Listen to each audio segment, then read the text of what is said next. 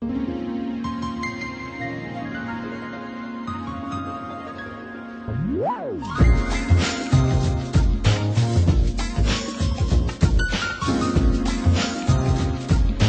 and welcome to another edition of the Gospel, raw, uncut, and unheard. My name is Josiah Israel. My name is Brother Chappelle. Today we're going to be dealing with identifying Israel today.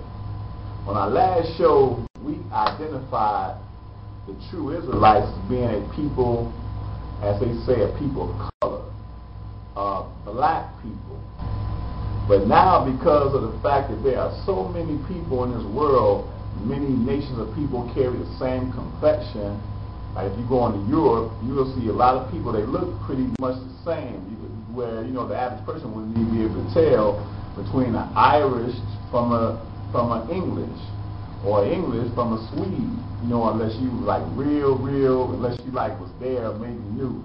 But just like in Asia, for instance, you got a lot of people who have the same complexion, their eyes look pretty much the same, and to you, you might think, well, they're Korean, when they in fact might be Chinese, or they might be from Thailand or whatever. Well, same thing with people of a darker hue, black people. You know, Africa, for instance, is where I guess the majority of black people originate, all in that region of Africa, and Africa being probably one of the biggest continents, has many different nationalities there. So again, in the previous lesson, we identified that the true Israelites are a black people. But now we're going to see whether or not the Bible can pinpoint exactly which black people are the true Israelites. The Bible teaches us that the Father chose specific people on the face of this earth that he made an everlasting covenant, and those people are the Israelites. And most people that have read the Bible even a little bit can agree that the Father did choose a particular people, because all of the prophets are Israelites. All of the disciples were Israelites. The Messiah himself is an Israelite. Okay? So if we can agree that the Father did choose a particular people, chose the Israelites as his chosen people, and again, they were chosen to do a particular job, then we should agree also that the Bible should be the one source where we would be able to identify who these people are. Because we already showed again in the previous lesson how they look, but now we're going to be able to pinpoint, according to the scriptures, who they are today.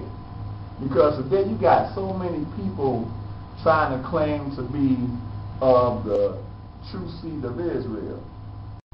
So-called Jewish people. They claim to be the chosen people. You got a people of a European descent. They have a doctrine called the two-house theory, or they talk about Ephraim and Manasseh being United States and America. You know, both of these cannot be proven according to scriptures, but we're going to read definitive scriptures to identify who the true Israelites are. Okay. Before we begin, I want to touch on something real quick for sake of reference. Throughout Israel being a nation, there were three big periods of conversion where there were other people that were converted into, for lack of a better term, Judaism by people, meaning that they, as a people of another race, they follow one thing, but then they join themselves to the children of Israel, and then they became, for lack of a better term, Jews at that point. And we're going to read just a couple of examples of that. First example I want to read is found in 2 Kings, the 17th chapter. And see, it's important to read in regards to these conversions that happened, because what happened since then is that many of these people from these conversions are passing themselves off as Israelites today, when they are not really Israelites. They were only converted to the religion or the heritage of Israel. But because the Father had sent the true Israelites into captivity, that we're going to read in this lesson today, Israel has been replaced by people that have been converted into this walk. And we're going to read a couple of examples of this. Let's go on to 2 Kings, the 17th chapter. 2 Kings, the 17th chapter. And let's start this off at verse 1. 2 Kings, 17th chapter, and verse 1. In the 12th year of Ahaz, king of Judah, began Hoshea the son of Elah to reign in Samaria over Israel 9 years. And he did that which was evil in the sight of YAH. But not as the kings of Israel that were before him. Against him came up Shalmaneser, king of Assyria. And Hoshea became his servant and gave him presents. And the king of Assyria found conspiracy in Hoshea, for he had sent messengers to So, king of Egypt, and brought no present to the king of Assyria, as he had done year by year. Therefore the king of Assyria shut him up and bound him in prison. So here it reads that Ahaz was a king of Judah at the time when Hoshea, the son of Elah, began to reign in Samaria over Israel, because see, at this time the nation of Israel had been broken up into two separate nations, Israel on the north and Judah on the south. The capital of Israel is Samaria. Capital of Judah is Jerusalem. So that's why we're reading about these two separate kings here. It says that Hoshea, he did evil in the sight of the Most High. So the father brought against him Shalmaneser, the king of Assyria. And because the father wasn't with Hoshea and with Israel, Hoshea became his servant and gave him presents, okay? But then the king of Assyria found conspiracy in Hoshea because Hoshea went and made a pact with the Egyptians, and they figured that they were going to come together and they were going to eventually, I guess, conquer over the Assyrians. But that wasn't how the father had this worked out. So, and in verse 5 it says, and the king of Syria came up throughout all the land and went up to Samaria and besieged it for 3 years. Okay? Verse 5. Verse 6. Verse 6. In the 9th year of Hoshea, the king of Assyria took Samaria and carried Israel away into Assyria, and placed them in Hala and Harbor by the river of Gozan, and in the cities of the Medes. For so it was that the children of Israel had sinned against YAH their Elohim, which had brought them out of the land of Egypt, from under the hand of Pharaoh the king of Egypt, and had fear of the Elohim. Now it is deep how it's phrased this, because it says that the children of Israel, verse 7, had sinned against Yahweh the Elohim, which had brought them up out of the land of Egypt, from under the Pharaoh king of Egypt, and had feared of the Elohims. But see, in a process of time, this has been the entire time that Israel was a nation. He took them all the way back to when the father bought them out of Egypt, and now you got this king had become wicked, and he thought that the only way he can get out of the punishment of the Most High that put upon him by bringing the Assyrians over him was to make a league with the Egyptians, and then they'd come together. But he said, wait a minute, I done put y'all out of Egypt, and now you're going to go and make a pact with the very nation that I done bought you out of, okay? But see, that's not going to fly. Okay, verse 8. And walked in the statutes of the heathen, whom Yahweh cast out from before the children of Israel and the kings of Israel, which they had made. And that's what they did. When the Father brought us out of Egypt, we desired to still be doing the things we did in Egypt when we was in slavery. Then the Father caused us to become a nation, and then we sought after all the things that pertain to the other nations, the Canaanites, the Philistines, all of their deities. We wanted to worship them and do their ways. That's what he's saying here. We sought to walk in the statues of the heathen, the very heathen that the Father had cast out before us. You know, these heathens weren't strong enough to maintain their power because our power destroyed them, but yet we still sought after their ways. We have historically been a contrary people, and we are still contrary to this day. We're going to show you who the true children of Israel, and after you go through these scriptures and read this, we're going to see who, at this point, who want to really be Israelite after this, okay? But that's what we did, okay? Verse 9.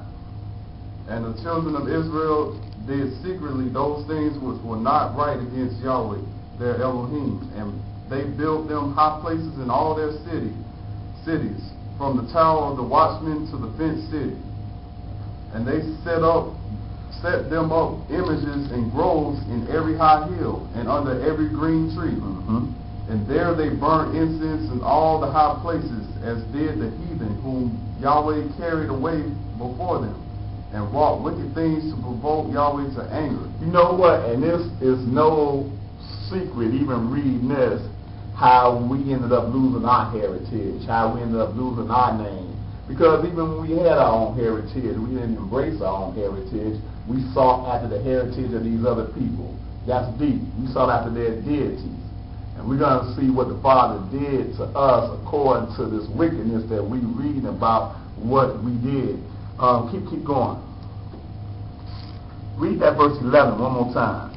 And there they burnt incense in all the high places, as did the heathen whom Yahweh carried away before them, and wrought wicked things to provoke Yahweh to anger. And that's deep, because then we ended up getting carried away.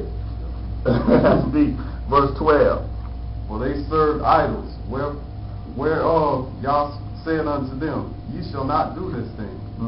Yet Yahweh testified against Israel and against Judah by all the prophets and by all the seers, saying, Turn ye from your evil ways, and keep my commandments and my statutes according to all the law which I commanded your fathers, and which I sent to you by my servants and the prophets. Now, you all want to know who are the true teachers of the Most High, teaching the real truth of this thing?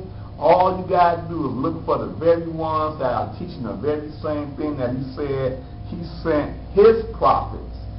They're going to be teaching the same thing. They're not going to be teaching different from what his prophets taught then. That is deep. It says, verse 13 says, Yet Yahweh testified against Israel, against Judah, by all the prophets and by all the seers, saying, Turn you from your evil ways and keep my commandments and my statutes according to all the law which I commanded your fathers, which I sent to you by my servants, the prophets.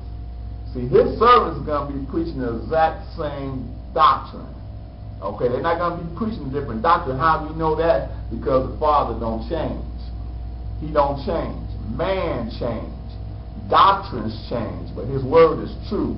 Verse 14. Notwithstanding, they would not hear, but hardened their necks like the neck of their fathers, that did not believe in Yahweh their Elohim. And they rejected his statutes and his covenant that he made with their fathers, and his testimonies which he testified against them. And they followed vanity and became vain. And they went after the heathen that were round about them, concerning whom Yahweh had charged them, that they should not do like them. And they left all the commandments of Yahweh their Elohim, and made them molten images, even 2 calves, and made a grove, and worshipped all the hosts of heaven, and served Baal. And they caused their sons and their daughters to pass through the fire, and used divination and enchantments, and sold themselves to do evil in the sight of Yahweh to provoke him to anger. So they did false worship here. False worship that the heathen taught them.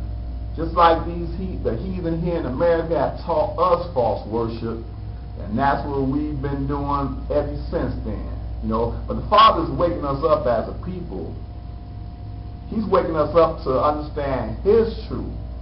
He's setting us to come up out of Babylon, out of the false doctrine, the doctrine of devils, okay? It says, and they rejected his statutes and his covenant which he made with their fathers. Now, I like that, because in the book of Hebrews, it talks about, it quotes out of Jeremiah 31, saying that he will make a new covenant with the house of Israel and with the house of Judah, not according to the covenant he made with their fathers when they provoked him to anger, but the covenant is going to be the exact same covenant, because he's going to say, I'm going to put my laws into their hearts and in their inward parts. It's the same law, and he made a covenant with the same people. their fathers and their sons, which is us. He's going to make this same new covenant with us. Okay? And this new covenant is going to consist of those very laws and statutes that we have rejected. It said they rejected his statutes and his covenant, verse 15, that he made with their fathers, and his testimonies which he testified against them, and they followed vanity.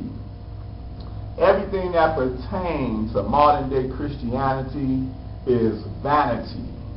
And I ain't even got to deal with Islam and all those other pagan religions and denominations that's being taught among our people today. All of it is vanity, and became vain, and went after the heathen that were round about them.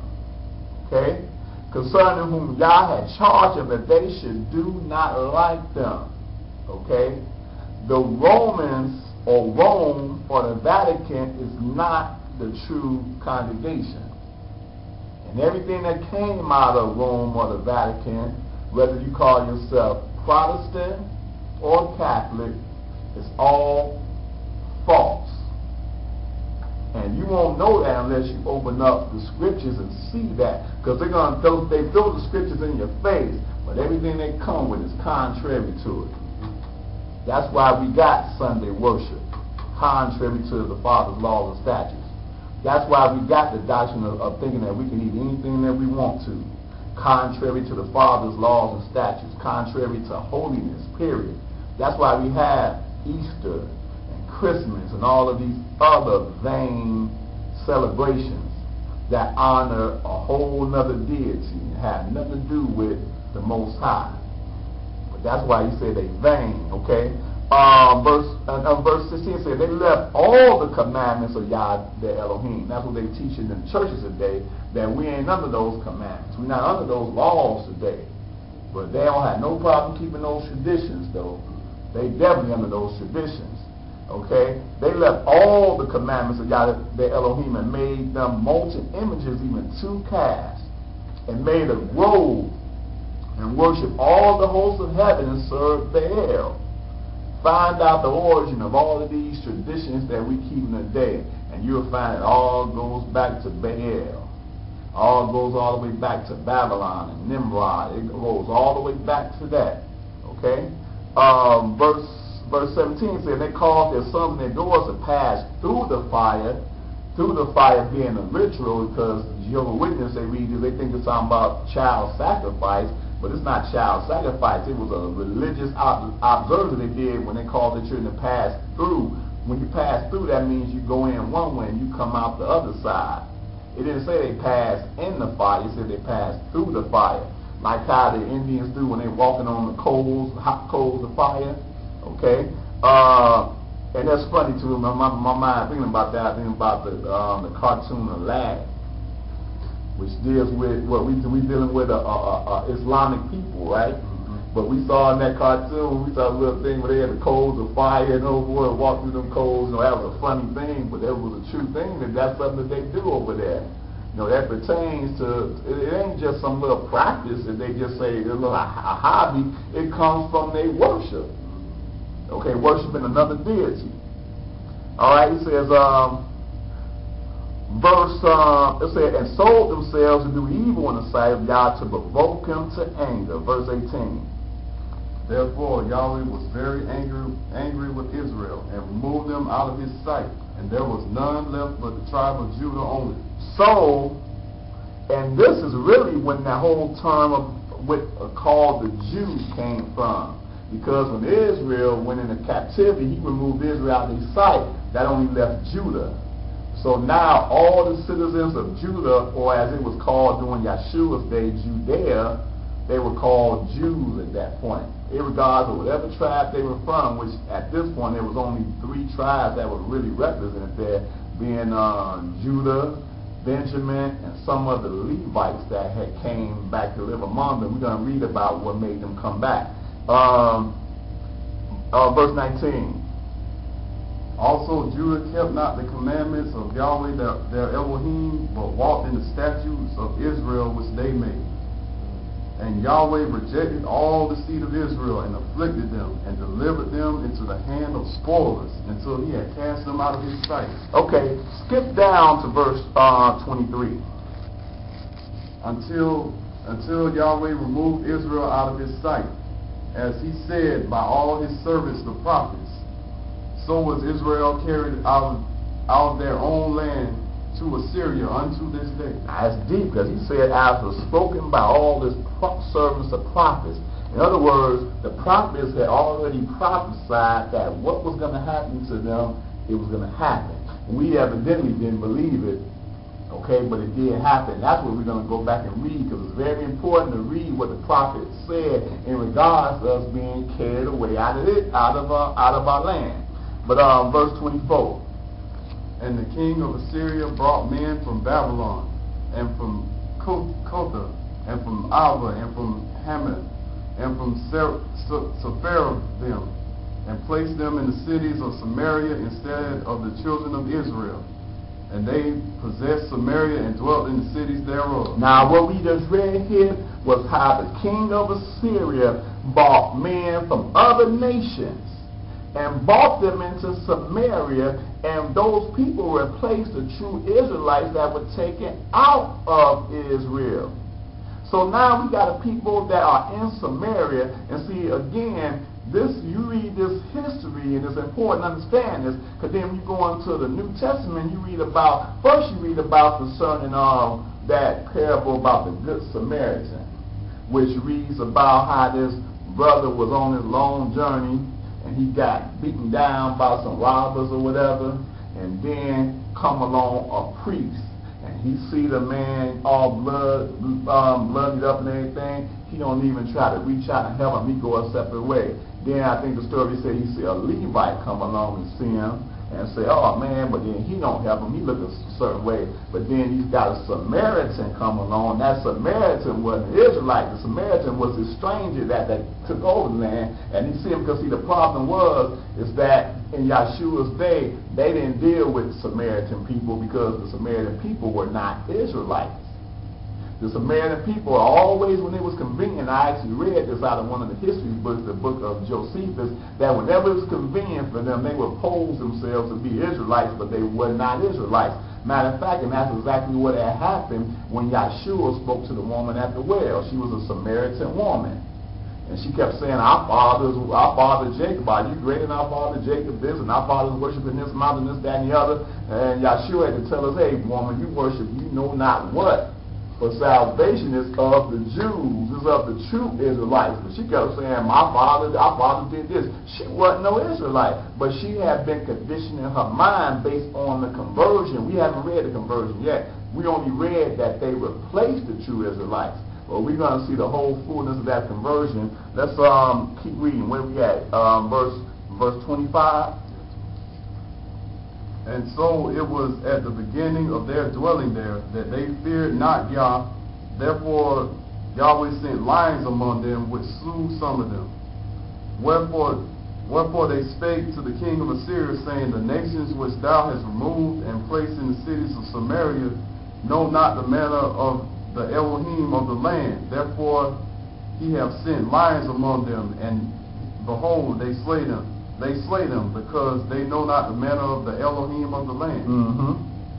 Then the king of Assyria commanded, saying, carry thither one of the priests whom ye had brought from thence, and let them go and dwell there, and let him teach them the manner of the Elohim of the land. So obviously when the Levites or the priests went and taught them the manner of the Most High to these dwellers of Samaria, they were converted. And they started calling themselves, Samaritans or whatever, because everybody knew that Samaria was a capital city of Israel. So based on the conversion, they started calling themselves whatever, Israelites or Jews or whatever, even though by name they were called Samaritans after the capital city of Samaria. But through conversion, they were calling themselves Jews, basically. This is one example of a conversion of a people that had happened, of an entire people that happened, replacing Israel. I want to read another conversion that took place during the time of Xerxes, the king of Persia. This is in the book of Esther.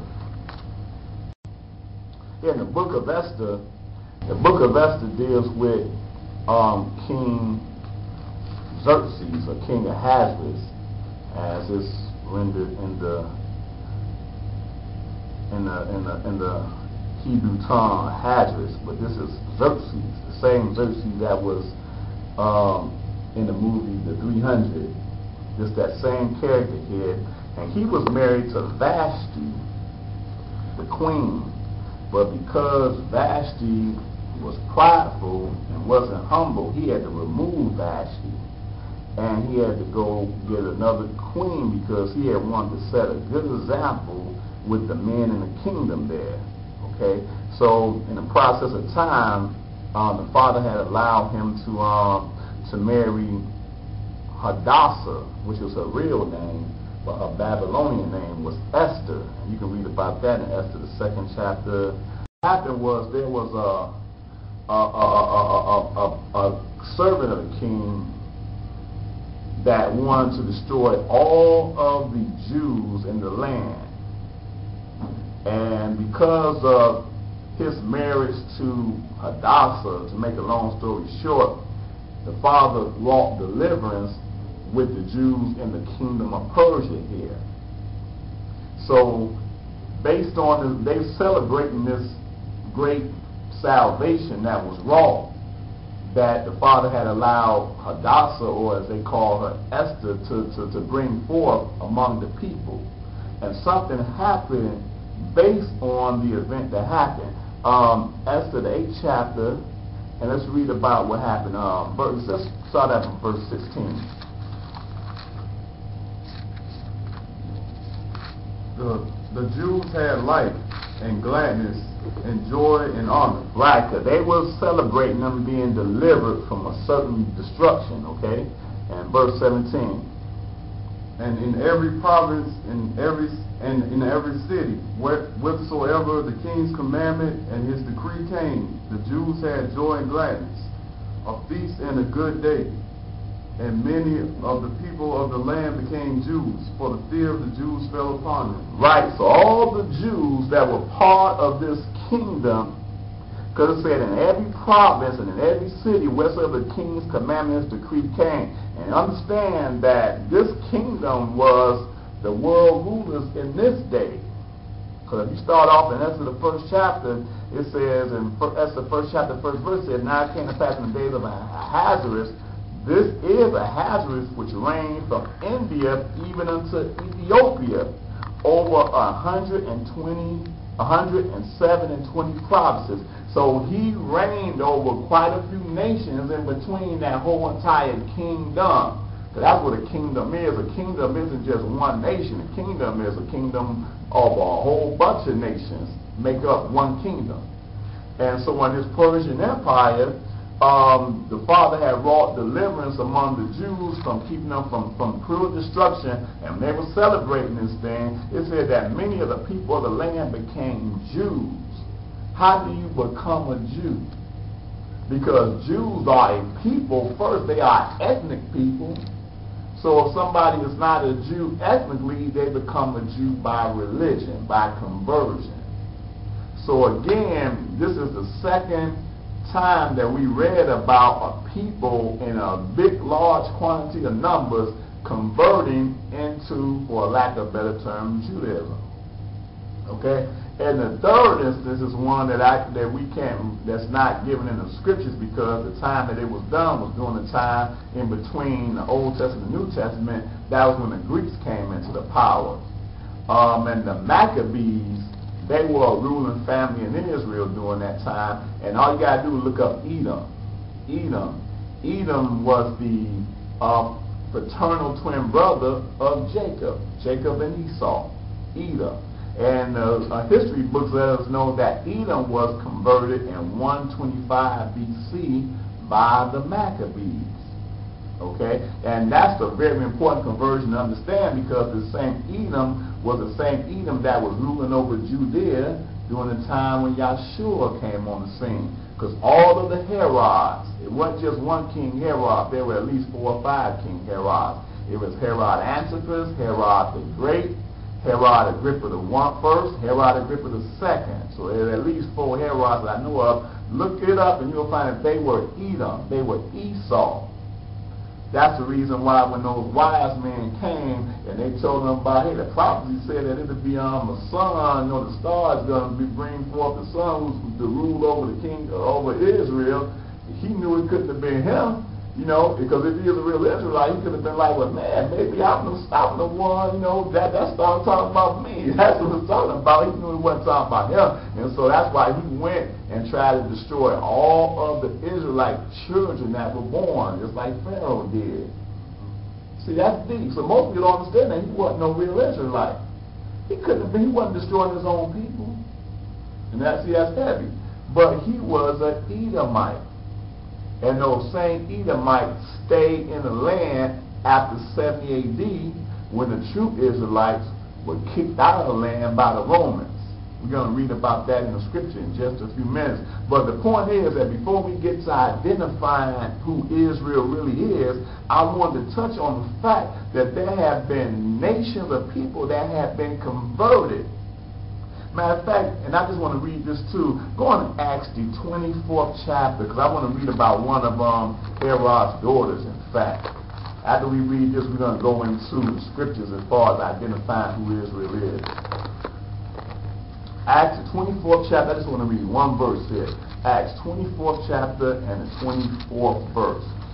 Acts 24 and 24. I just want to read one verse here. And again, when we read these names, we got to look up the historical aspect of who these people are. Acts 24 and 24. And after certain days, when Felix came with his wife Drusilla, which was a Jewess, he sent for Paul and heard him concerning the faith in Messiah. Right. Felix, he was a Gentile. He was a Roman governor. And he married Drusilla. Her father was King Herod.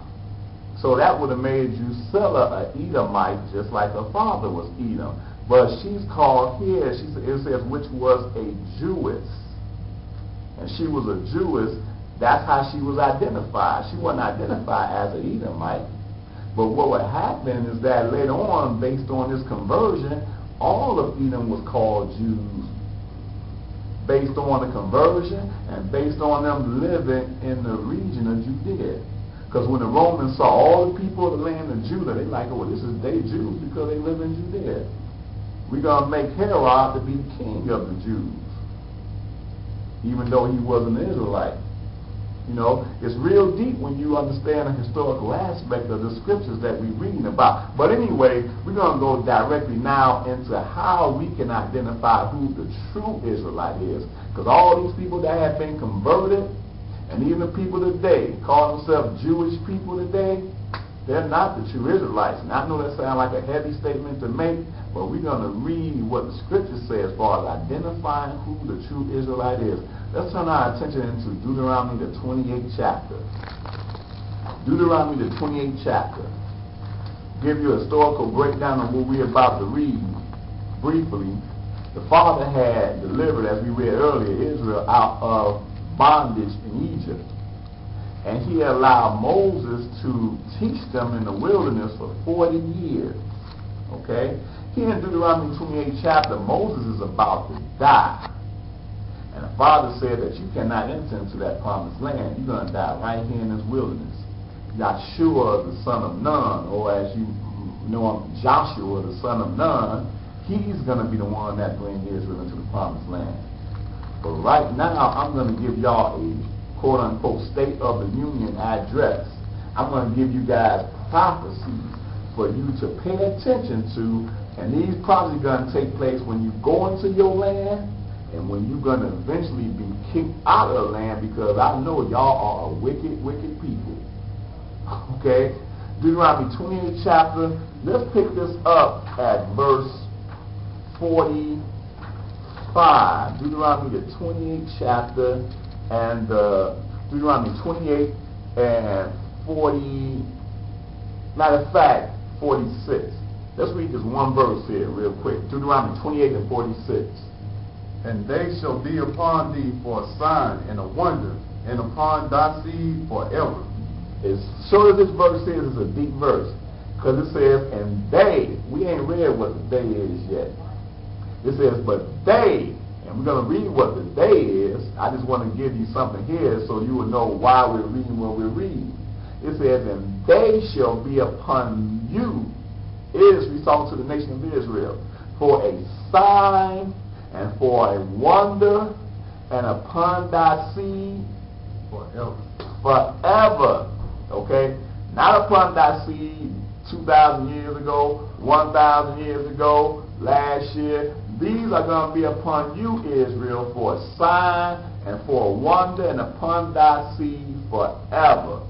See, so that you should be very curious right now what that day is talking about. But one thing you have to know is that this day is how you're going to be able to identify who the true Israelite is. Okay? Let's read what this day is. Let's start this off at the first verse. Deuteronomy 28th chapter and back up to the very first verse. And it shall come to pass, if thou shalt hearken diligently to the voice of Yahweh thy Elohim, to observe and do all his commandments which I command thee this day, that Yahweh thy Elohim will set thee on high above all nations of the earth. Woo, that sounds good. Hallelujah. Verse 2. And all these blessings shall come on thee and overtake thee, if thou shalt hearken unto the voice of Yahweh thy Elohim. That sounds real good. He told Israel that if only we just hearken to his voice and keep the commandments that he commanded us that day, those commandments was our heritage that he gave us. That if we keep these things, he will set us high above all the nations on the earth. We want to be like this nation, but forget this nation. He said that he will set us high above all of these nations on the earth.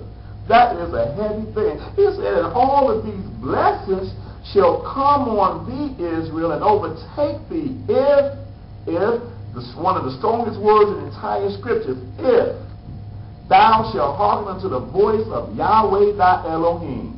Verse 3. Blessed shalt thou be in the city, and blessed shalt thou be in the field.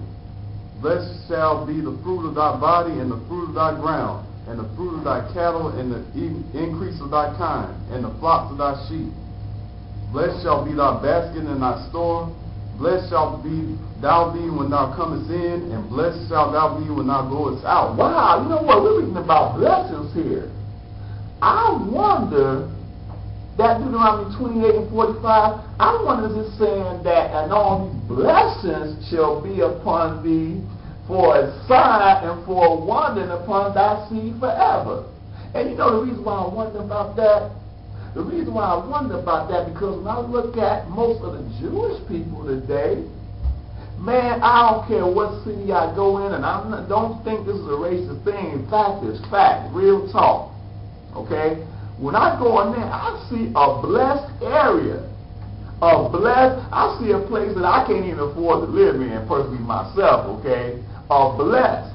So we done read that a blessing shall be your store, blessed shall you be when thou coming in, when thou goes out. So again, I'm wondering, is that Deuteronomy 28:45, is it saying that these blessings shall be upon thee for a sign and for a wonder and forever? Because if that's what it's saying, then that would eliminate any black people I know from being an Israelite. But let's see if that's what it's talking about, because so far, I'm thinking that may be what it's talking about here. Verse 7. Yahweh shall cause thy enemies that rise up against thee to be smitten before thy face. They shall come out against thee one way and flee before thee 7 ways.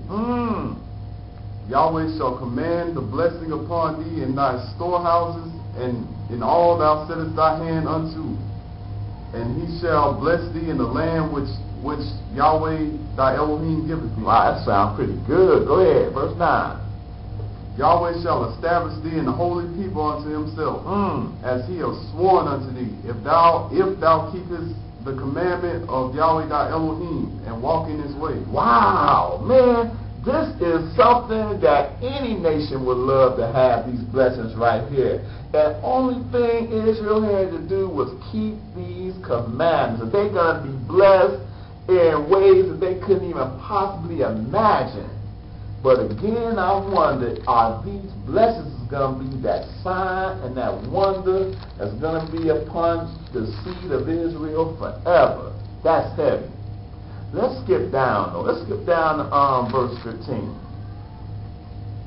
But it shall come to pass, if thou wilt not hearken unto the voice of Yahweh thy Elohim, to observe, to do all his commandments and his statutes which I command thee this day, that all these curses shall come upon thee and overtake thee. Wow, man, my mood just changed just now. I was in the hallelujah mode before reading about these blessings, but now you done threw a little hedge in there now. He says, but it shall come pass if thou wilt not hearken unto the voice of Yahweh thy Elohim, to observe to do all his commandments and the statutes which I command thee this day, that all these curses shall come upon thee and overtake thee. Man, let's keep reading. Hopefully, man, we can read through this. Maybe it'll get back to the blessings again. Let's hope that it do, man, because this right here ain't sounding too good right here. Go ahead, verse 16. Cursed shalt thou be in the city, and cursed shalt thou be in the field. Cursed shall be thy basket and thy store. Cursed shall be the fruit of thy body and the fruit of thy land, the increase of thy kind and the flocks of thy sheep. Cursed shalt thou be when thou comest in, and cursed shalt thou be when thou goest out. Man, that's pretty depressing there. You're gonna be cursed, just cursed, and every word that you can think of, and Jesus is gonna be cursed if you do not continue to be obedient to the voice of Yahweh thy Elohim. Now, it's kind of funny because we already alluded to the fact that Israel, we already read that was carried out the land. So we kind of pretty much jumped ahead of ourselves and recognizing what happened. But right now, these people that Moses is talking to, Israelites, they have no conception of having been carried out of their land. But it had happened, right? But let's see more so about these curses, okay? Did you read verse 20? Read that verse 20 again. Yahweh shall send upon thee cursing, vexation, rebuke, and all thou settest thy hand unto for to do, until thou be destroyed, and until thou perish quickly because of the wickedness of thy doings, whereby thou hast forsaken me. Wow, that's heavy. That's some serious cursing there. Verse 21. Yahweh shall make the pestilence cleave unto thee, until he have consumed thee from off the land, whither thou goest to possess it. Yahweh shall smite thee with a consumption, and with a fever, and with the inflammation, and with extreme burning, and with the sword, and with blasting, and with mildew, and they shall pursue thee until thou perish. So let's see what he done said. He done already said that your city is going to be cursed. You're going to be cursed in the field. Cursed shall be your basket and your store, and the fruit of your body, which is your children. Okay, and now he gives us a physical curse about all these ailments and I'm going to tell you, he's going to mention this about 3 more times about this physical ailments that's going to come on us. Okay, verse 23. And thy heaven that is over thy head shall be brass, and the earth that is under thee shall be iron. Yahweh shall make the rain of thy land powder and dust from heaven. It shall come down upon thee till thou be destroyed. Yahweh shall cause thee to be smitten before thy enemies. Thou shalt go out one way against them, and flee 7 ways before them, and shalt be removed into all the kingdoms of the earth. Oh, he finally got down to what we had just read about previously. He said, Yah shall cause thee to be smitten before thy enemies. Thy enemies. That's a key word here, thy enemies. And thou shalt go out one way against them, and flee 7 ways before them, and shall be removed into all the kingdoms of the earth. So that tells me that if Israel, and I already know they didn't, because we done already read how Israel was cast out. We done read that clearly. We're going to read it some more, actually. But we done read here, but also we read, the Father said, because they didn't hearken unto the prophets, my servants and prophets, who had warned them about this. We read that. And here, this was the first warning given by the prophet Moses. The first one that brought them out of Egypt, because he alluded to that, and made them a nation. This is heavy, man. This is very deep. So here it says that they're gonna be removed into all the kingdoms of the earth. Then the king of Assyria moved Israel out of the land as it is to this day, and they were replaced by another people. We read that. Clearly we read that. But the curse wasn't just to those 10 tribes. This curse was to the entire nation of Israel. Because we're going to find out that Judah went the same way that her sister Israel went. In a captivity into all nations. And when they go into captivity into all nations, all of these things we're going to see is what's going to follow them in this captivity. All right? Skip down to verse 29. Verse 28, I'm sorry. Yahweh shall smite thee with madness and blindness and astonishment of heart. Okay, despite what your preacher been teaching, if your preacher ever dealt with this chapter, this wasn't no individual type of curse he's talking about. You know, hey, if you don't be obedient, the Father's going to do this to you. He's going to cause you to be this. No, this is talking about a nation of people here. It ain't talking about an individual here. This is a nation, the nation of Israel, that all of these things are going to come. It says, Yahweh shall smite this people with madness, blindness, and astonishment of heart. Okay, go ahead. And thou shalt grope at noonday as a blind gropeth in darkness. And thou shalt not prosper in thy ways. And thou shalt be only oppressed and spoiled evermore, and no man shall save thee. Oh, wow. He said, thou shalt grope at noonday as a blind groping in darkness. Talking about the people here. What people do we know throughout the world we see have suffered from all of this that we're reading about right here? Because when you find this people, you have put your hands on the true Israelite here. It says that thou shalt grope at noonday as a blind groping in darkness, and thou shalt not prosper in thy ways. As a people, there will be no prosperity. You might find a couple individuals here that might make it a little bit here and there, but as a people, meaning that you go into the neighborhood populated by those people, and you ain't going to want to be there. You only there because you can't afford to be somewhere else. That is the people we're talking about here that would not prosper in thy ways. Thou shalt only be oppressed and spoiled evermore. And it's very important for you all to hear this, because I know right now many of y'all watching this, especially now at this time. I think that we're doing this before the election, so by the time it's aired, we might have a president that looks just like us sitting in the Oval Office. Father's going to show you that even he cannot save you up out of this condition. Okay?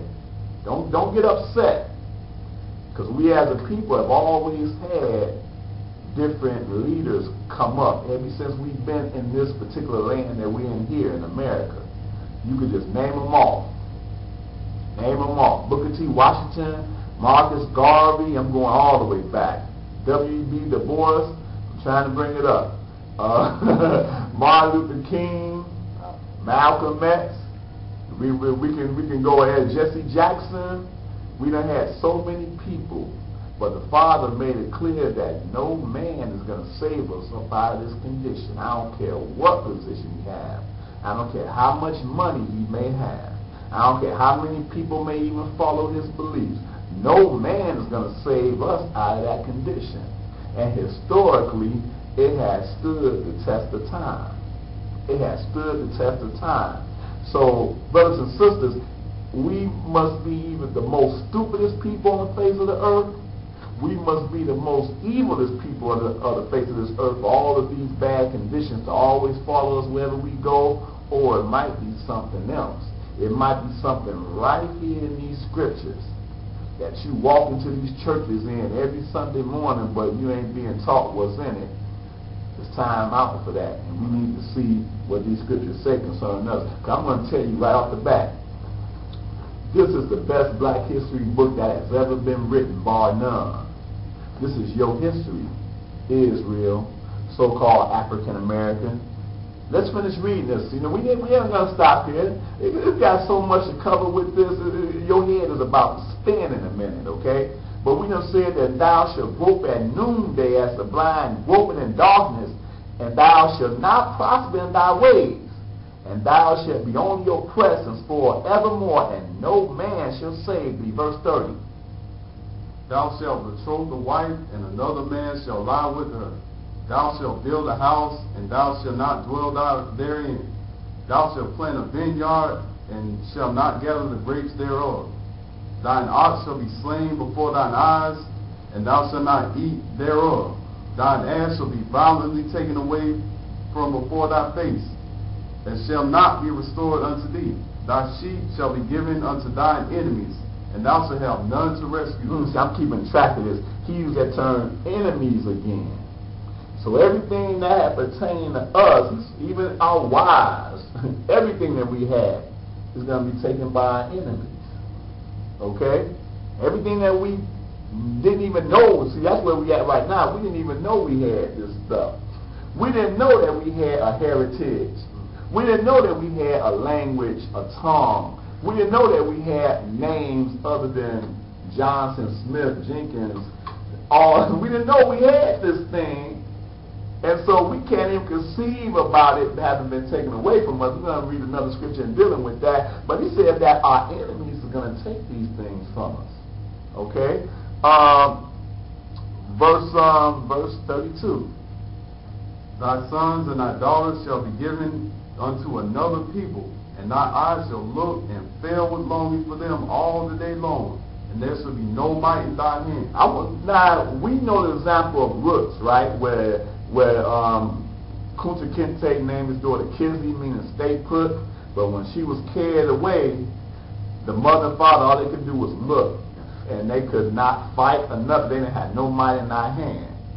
But what we're actually reading about here, you got to read it from a historical aspect, is that Moses is talking to the people of Israel there. And he's telling them that your sons and your daughters collectively, you know one example of what happened in slavery, we're going to use exactly in the context that is given, that as they are right there going to be in their land, their sons and daughters ain't going to be in the land. They're going to be given to another people. What people that they were given to? They were given to the same people that they bear their name today. They were given to the Johnsons, to the Joneses, to the Taylors, to the Smiths. All you got to do is look at your last name, and that's who you was given to. Huh? Huh? All day. Okay. All right. Come on. Let's read some more of this word. See, you never knew how true this word was, but this word is so true. It's history. Where do we leave off at? Verse 33. The fruit of thy land and all thy labors shall a nation which thou knowest not eat up, and thou shalt only be oppressed and crushed always. See, the more we read this, the more specific we get. He done already used the term enemy twice already, but now he got real specific about the enemy here. He says, the fruit of thy land and all your labor shall a nation which thou knowest not. These Israelites did not know the nation who would be the ones taking everything that belonged to you. Heavy. He said, a nation which thou knowest not eat up, and thou shalt be only oppressed. This people is an oppressed people. And crushed always, verse 34, so that thou shalt be mad for the sight of thy eyes which thou shalt see. Absolutely. Mad.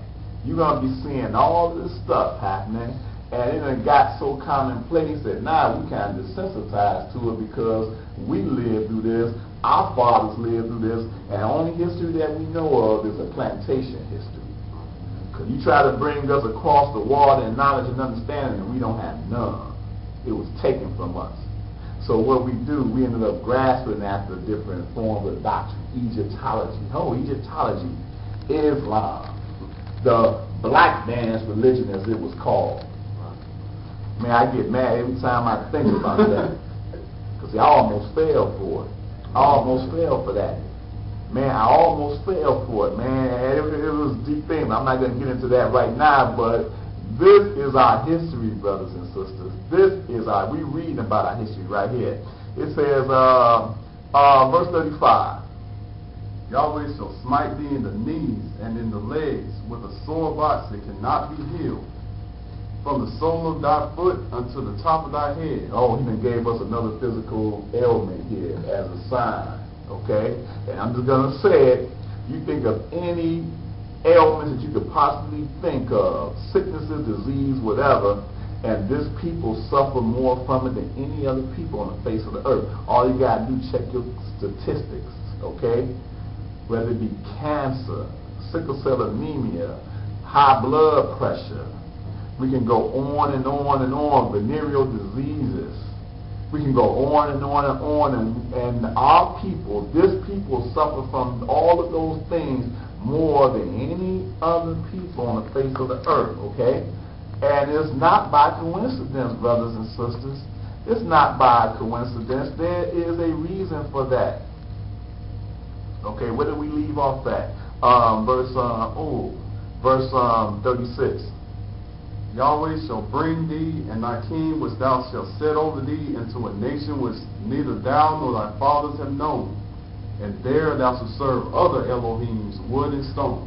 Second time he referred to our enemy as a people that neither we nor our fathers have known. Very important. They didn't know America here, brothers and sisters.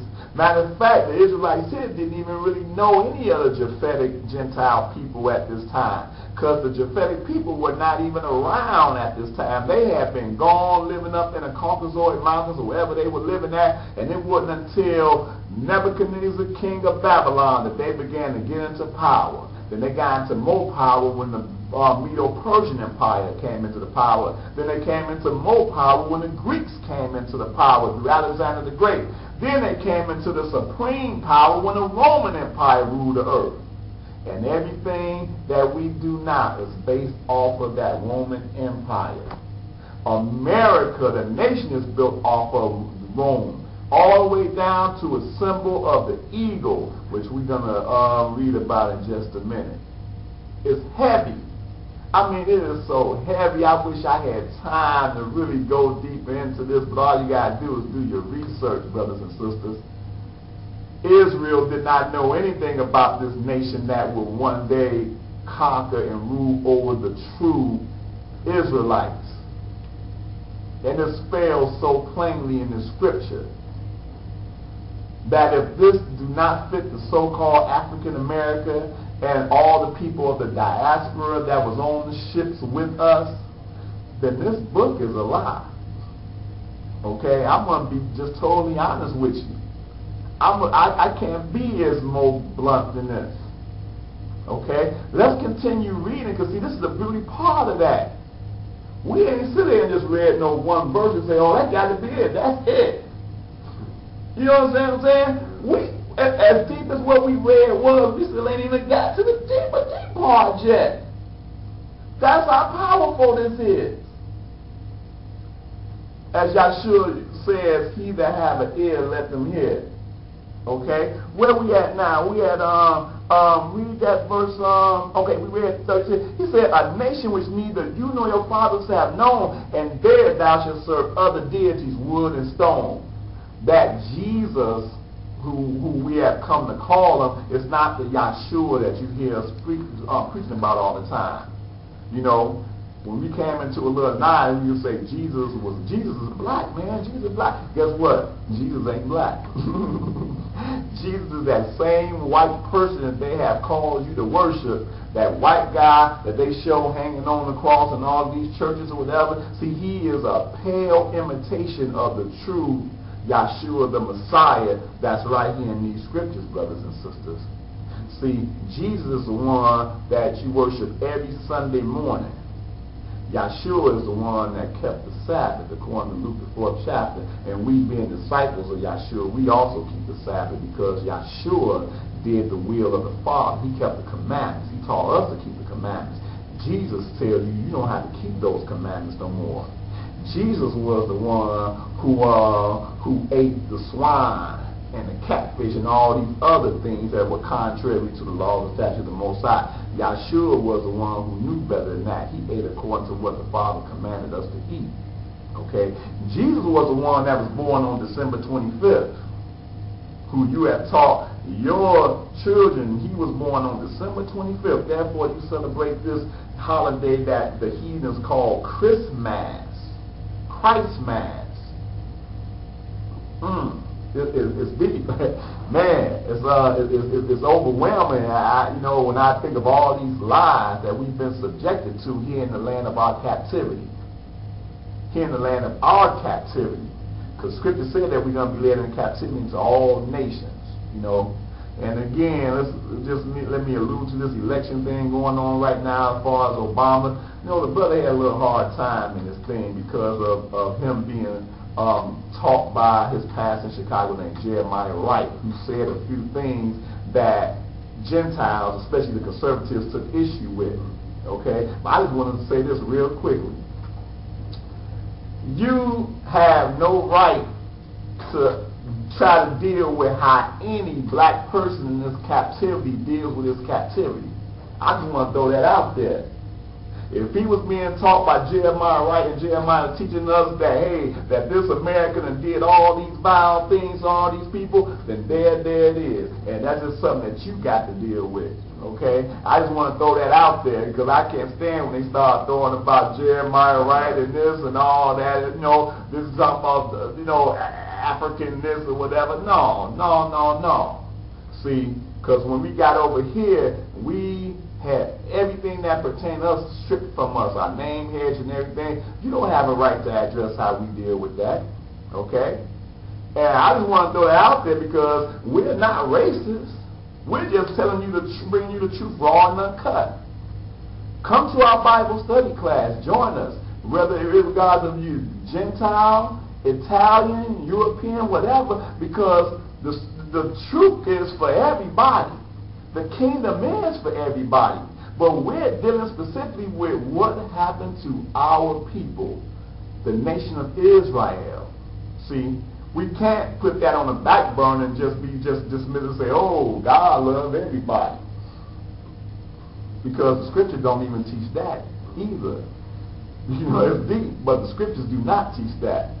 Okay? But anyway, let's I ain't want to get too far off the top. Let's go back and deal with this, okay? Verse 37. And thou shalt become an astonishment, a proverb, and a byword among all nations, whether Yahweh shall lead thee. I alluded to that earlier, but we had to come down and read it to see this again. He's saying, thou shalt become an astonishment. Whoa! A proverb, a byword. By the time I think of byword, I think about the phrase, say, man, he done called me everything but a child of God. That's a deep phrase. Because the children of Elohim were Israelites, and they done called you everything but an Israelite. Huh? That's what we are. Astonishment, a byword and proverb among all nations where the Yahweh have led us, brothers and sisters. That's what you are, an astonishment, a proverb, and a byword. Okay? Look at all the derogatory names that we have been called historically since we've been here in this captivity. Many of them I can't even say here on TV. But we understand about the spooks, the coons, porch monkeys. We can say all day and think of some new ones, and they keep inventing more and more as the day go by. Okay? And if that don't suit you as far as the proverb and the byword go, how about just look at the last name of every black person that you know, and then you'll still see that same byword. Because that's not your name. Your name is not Taylor. Your name is not Jones, Jenkins, Smith. That was the name that was given to you. You know? And when you don't have your name, you are not a human. Matter of fact, Constitution said that we were 3/5 of a human. Huh? See, we sit up there and think that was a sad thing. Those people back there, well, they really did us bad, but wait a minute. That's what we have become as the Father has sent us into captivity, into all these nations. Without your heritage, you're not a whole human. You're not. You have been stripped of who you are. If you're not who you are, then what would that make you? That would make you unequal to somebody that still has their name and their heritage. And we're treated as a people, even to this day, as a people without a name and a heritage. See, we don't understand how deep that is, but everybody else do understand that. Deep. You know, that's why when I can walk into a place and tell somebody my name is Josiah Israel, a Gentile, be like, whoa, wait a minute. I can't trace that back to a plantation. But when they hear Oprah Winfrey, Michael Jordan, they hear all of these names, no matter how much money they got, they always trace them back to a plantation. So we don't have no concept of that. That's why we didn't have no concept of why back in the day when we could walk into a store by the Gentiles, and the Gentiles be like, oh, I don't want your money, get out of my store. We didn't have no concept of that. Wait a minute, man, why are you treating me bad? I'm just, we didn't know what was going on. Why it was like that? This man owned this store and could probably barely keep his doors open, but yet he won't take your money. What black person can actually relate to that? You understand what I'm saying? And it's a shame that Martin Luther King, the Father bless his soul, didn't understand that context, because if he did, he wouldn't be so hard in trying to prove to the heathen that we are not as you think we are, or wild, crazy people. We don't deserve to be treated this way. We should be able to sit at the Woolworths lunch counter and all this stuff. That was the mindset. If we could convince these people that we are peaceful people, then maybe they would throw us a bone or two. Maybe they would allow us. See, that was the mindset that we had. But hey, the scripture said that no man will save us, and no man has saved us. I might as well mention this, because every time I jump on this, I go to this. Branch Rickey, he's the owner of the Brooklyn Dodgers. See, he was the more progressive of the Gentiles. He said, you know what?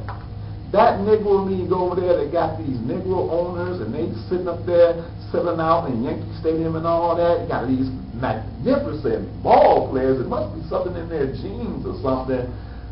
If we keep this thing segregated, people are going to get wise. They're going to be like, man, who are the real major leagues? I'm going to take one of those Negroes and bring them into the major leagues. And what that's going to happen is going to make me look like a hero, because he do look like a hero, because people don't know, but it's going to destroy the quote-unquote Negro leagues. So that's the other side of the coin that they don't give us. Because see, sometimes we wasn't accepted into going to watch the Yankees. We couldn't go in there peacefully and watch Babe Ruth, Ty Cobb, Mickey Mantle. We couldn't go in there and watch that, and do like we do now when we got the Jaguars and this, that, and the other. And everybody don't think nothing of it. See, back then, we walk in the stadium, they're like, man, where you going? You got the Black Sox playing over there down the street or whatever. Come on now. This is a white man's sport right here. That's a perception. Come on, let's understand what's happening here. So he went and signed Jackie Robinson, who's hailed as a hero. And every time something like that happens, we as a people think we have stepped up. When in essence, we actually went further back. And some years later right now, we're looking at perhaps, and again, this is before the election take place that we're recording this, the first black president, which might not even be related to any of us, because he's actually of Hamitic descent, as far as we know. He's from Kenya. He's African. Now, we're over there too, so I don't know for sure, but the point is we know that he wasn't bought into this captivity over here like the rest of us. But it makes no difference. He looks just like us, so... but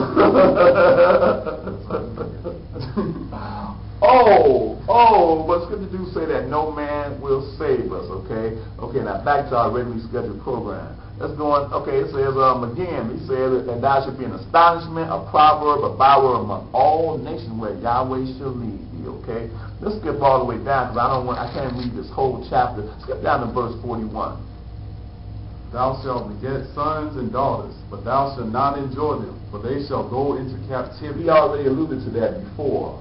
Another people should come and take your sons and daughters, and you should have no might in your hand to deliver them from that. He just made it a little bit more clear to us that a people, a nation whose tongue you don't even understand, whose nation you have not known, neither you nor your fathers, are going to come and take your sons and daughters, and they should go into captivity. Wow. Let's get down to 43. The stranger that was within thee shall get up above thee very high, and thou shalt come down very low. He shall lend to thee, and thou shalt not lend to him. He shall be the head, and thou shalt be the tail. Look at where we live as a people, brothers and sisters. Because again, he's speaking historically about the nations that came among us then, the strangers, that they would be very high. We wouldn't be the ones that would be high even in our own land, but he's talking about when we went into captivity. Even now, strangers that come upon us, when they live around us, they sit above us very high. And we are brought down very low. We're not lending to him. They lending to us. Wait a minute. Okay, now let's go back to the Jewish thing here. Okay. What's the chances that there are Jewish people that own at least some of these banks here, if not the majority of these banks? Okay. Again, we're not being racist. We're just dealing with straight fact. See, the Father allowed them to have what they have so that when it comes down to really recognizing these signs, there'll be nowhere in the world they'll be able to claim this. See, they claim this among the ignorant that have not taken the time to read the true word of the Most High. But for those of us who seek after the true knowledge of history and the true word of the Most High, they are not the people. They were converted into this thing. And the sad thing to say is that they use the principles of what they've been taught to be blessed in the manner that they are blessed. We are, on the other hand, have rejected this truth while we were in our land, and we rejected it even more now that we're not even in our own land no more, which brings forth the curses that have come upon us. It says, he shall lend to thee, and thou shalt not lend to him. He shall be the head, and thou shalt be the tail. Watch this. Verse 45. Moreover, all these curses shall come upon thee, and shall pursue thee and overtake thee, till thou beest destroyed, because thou hearkenest not unto the voice of Yahweh thy Elohim, to keep his commandments and his statutes which he commanded thee. He said, moreover, all these curses shall come upon thee. They're going to pursue you, and they're going to overtake you until you be destroyed. Verse 46. And they shall be upon thee for a sign and for a wonder, and upon thy seed forever. So we done just realized what the day was. What's the day? Curses. The what? Curses. We was wondering what the day was. Remember, when we started this, we was wondering what that day was, and we just found out that that day is the curses. That these curses shall be upon thee for a sign and for a wonder, and upon thy seed forever. This is how you identify the true Israelite, brothers and sisters. No place else can you try to identify who the true Israelite is. You could try to come with that foolish DNA thing that they trying to come with, all that stuff. None of that matters. The Word, the one who had made a people a chosen people, is the one that can identify who the chosen people is. He didn't say anything about testing your blood, testing your DNA to identify who a chosen Israelite is. Okay? That's man's foolishness, man's wisdom. And it don't work anyway either, because you got to have a true Israelite to be able to balance that DNA against. Okay? But this is how you identify who the true Israelite is. Guess what, brothers and sisters? We done read a lot, and we still ain't even got the tip of the iceberg yet. Okay? We only introduce you to identifying Israel. We still got more prophecies that we got to read concerning this. Okay? Let's go ahead and skip down. Read that verse 46 one more time. And they shall be upon thee for a sign and for a wonder, and upon thy seed forever. All right. Because thou servest not Yahweh thy Elohim with joyfulness and with gladness of heart, for the abundance of all things. Therefore thou shalt serve thine enemies, which Yahweh shall send against thee, in hunger and in thirst, and in nakedness, and in want of all things. And he shall put a yoke of iron upon thy neck until he have destroyed thee. Wow. He said, because you didn't serve me with gladness, brothers and sisters, therefore you shall serve your enemies. keep using that word enemies. Enemies. I say that this is the land of my enemies, the land of my captivity, but I'm viewed as a racist because I'm making this comment. But the Father is the one that said this. See, this ain't, we are not coming from an emotional level. We're not coming from some doctrinal level, people. We're coming from the word of the Most High. Everything that we're saying is coming right here out of the scriptures. It says that because we didn't serve the Father, Yahweh, we have been forced to serve our enemies, which he has sent against us in hunger, in thirst, in nakedness. I'm just talking about just poverty, what it's talking about there. And poverty is a sign that is given to our people. Okay? Find out where the most impoverished area of wherever you live at, and you're going to only see the same people there. I don't care what city you go in. We're doing this out of Jacksonville, Florida. Go up to Chicago and see if you find different people living in the same conditions.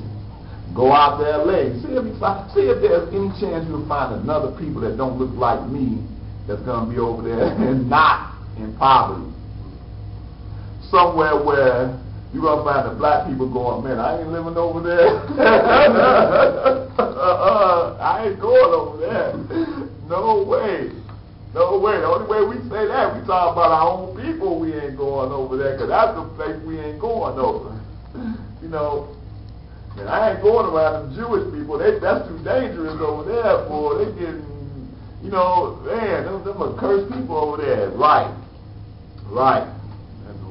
Again, flip side. Find the Jewish people in Chicago, find the Jewish people here in Jacksonville, find the Jewish people in wherever city you go to in the land of our captivity, and we'll see who got these signs on them. Okay? And we're not going to touch on this right now, but we're going to touch on it thoroughly in the next lesson concerning this whole 1948 doctrine being the return of the true Israelites or the true Jews in Israel. Biggest lie ever been told. Scripture defines the true return of Israel. And we're going to read about that after we get finished ingesting, identifying the true Israelite.